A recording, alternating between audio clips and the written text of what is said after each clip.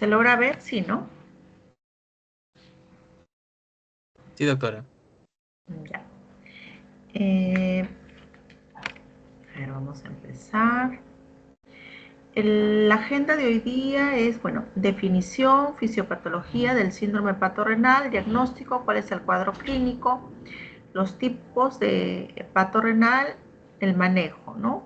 Conclusiones. El síndrome hepatorrenal viene a ser una disfunción renal aguda, ¿no? Generalmente. Se da en pacientes con cirrosis hepática o pacientes que tienen hipertensión portal, ¿no? También en algunos casos, según la nueva definición, puede aparecer en pacientes que tienen una hepatitis aguda. Siempre se da en fases avanzadas de la cirrosis, ¿no? Puede estar desencadenado por infecciones bacterianas.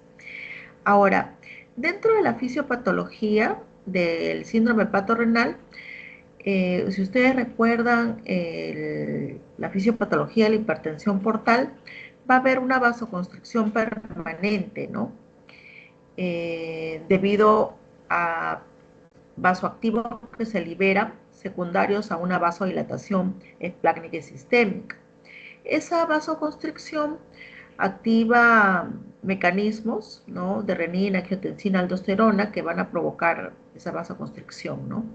Y finalmente actúan a nivel del riñón, provocando una disminución del filtrado glomerular, ¿no? Ahora, tenemos algunas definiciones para hepatorrenal según el Club de Ascitis, ¿no? Y en el cual consideran el AQI y la insuficiencia renal aguda, ¿no?, en pacientes con cirrosis. Entonces, dentro de los parámetros, define como una creatinina, hay un aumento de la creatinina con respecto al basal en un periodo de 3 meses, ¿no? Para esto, tiene que aumentar en un mínimo de mayor o igual a 0.3 miligramos por decilitro dentro de 48 horas, o más de un 50% de la creatinina basal dentro de los primeros 7 días. ¿Recuerdan ustedes cuánto es el valor de creatinina normal?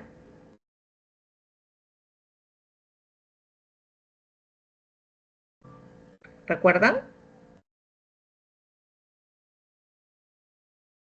chicos? Esto no lo tengo claro, doctora. Exactamente.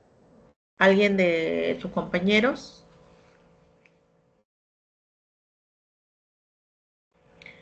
Va de 0.8 a 1, ¿no? 1.1 como máximo. Entonces, eso indica la función renal, ¿no? Entonces, un aumento de la creatinina mayor a 0.3, por decir, si está en 1.3 para arriba, ¿no? Dentro de las 48 horas estaríamos ante una definición de AQI o de insuficiencia renal aguda, o que aumente más del 50% del basal, ¿no? Por decir, si está en 1, en 1.5 para arriba, en 7 días.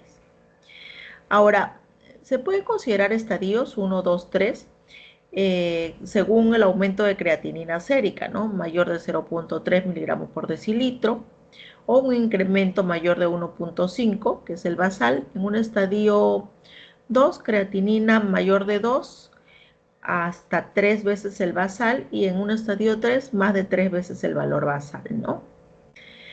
La progresión puede ser rápida o un poco subaguda, ¿no? Y dentro de los parámetros que se consideran es que no responda a los diuréticos, que tenga una evolución no tan adecuada, ¿no? Entonces, aquí recordamos la fisiopatología del hepatorrenal. Dentro de la hipertensión portal tenemos como causa cirrosis hepática, hay vasodilatación arterial esplácnica, sistémica, y se activan los mecanismos vasoconstrictores, ¿no? Renina, angiotensina, aldosterona, lo cual va a provocar retención de sodio y agua, ¿no? Entonces, y ahí sucede dos casos. Uno es que esta vasoconstricción responda excretando sodio y agua, entonces no se genera ascitis. Pero si esta vasoconstricción persiste, es permanente, entonces se va a retener sodio y agua, por tanto se forma ascitis. Si es demasiado marcada, puede haber incluso hiponatremia dilucional. Ahora, la vasoconstricción renal genera lo que es el síndrome hepatorrenal.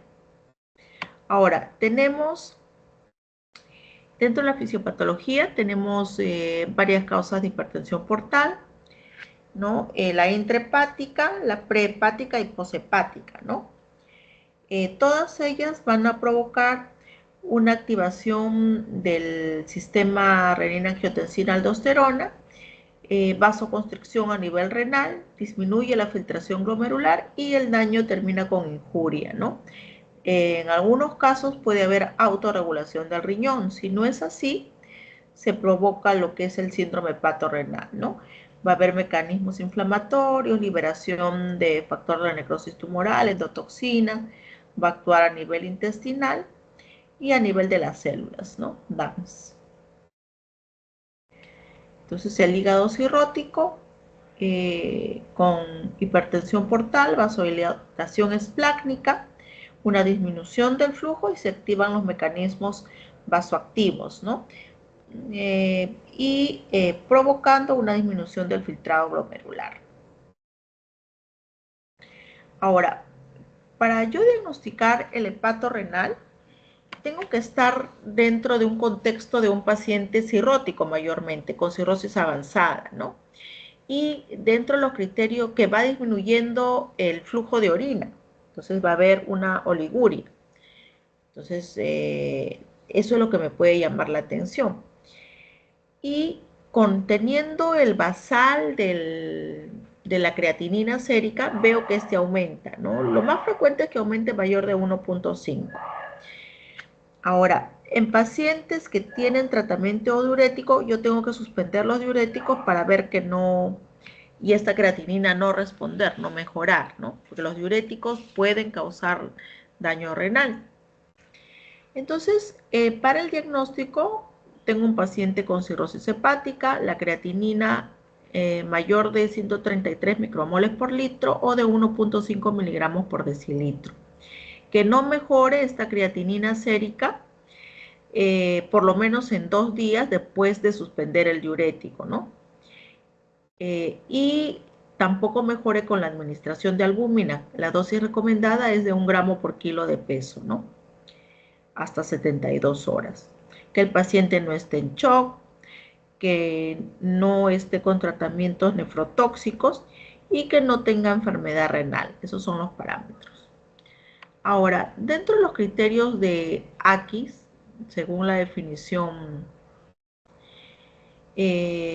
antigua, 2015, paciente cirrótico con ascitis, aumento de la creatinina mayor o igual de 0.3 miligramos por decilitro o mayor del 50% del basal dentro de los primeros 7 días, ¿no? Que no haya mejoría de este nivel de creatinina sérica en al menos 2 días al suspender diuréticos ni con transfusión de albúmina, ¿no? Ausencia de shock, que no esté con tratamiento actual de nefrotóxicos y que no tenga enfermedad renal.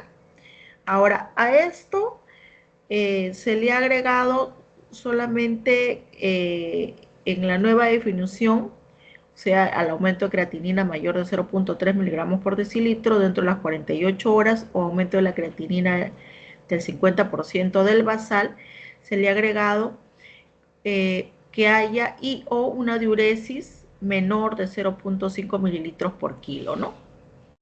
En más de 6 horas. Entonces eso es lo que ha aumentado en la definición. Ahora, generalmente el hepato renal tiene un diagnóstico de exclusión, ¿no? Porque hay que observar el volumen urinario y hay que esperar el aumento de la creatinina sérica y que no responda a nefrotóxicos, ¿no? Ni a la transfusión de albúmina. Se puede dar un diagnóstico diferencial con otras causas de daño del riñón, de insuficiencia renal, nefrotoxicidad, ya sea por fármacos, etcétera, necrosis tubular aguda, insuficiencia renal prerrenal, ¿no? Ahora, en la clasificación antigua, clasificaban hepato renal tipo 1 y tipo 2. La tipo 1 era de una evolución más rápida, más tórpida, generalmente la creatinina iba de 2.5 a más. En la tipo 2, una evolución más lenta, va a depender del momento en que se desencadena el hepato renal, ¿no? La 1 tenía más mortalidad que la 2. Ahora estos términos han sido reemplazados por síndrome hepatorrenal asociado a un AQI, o sea, una insuficiencia renal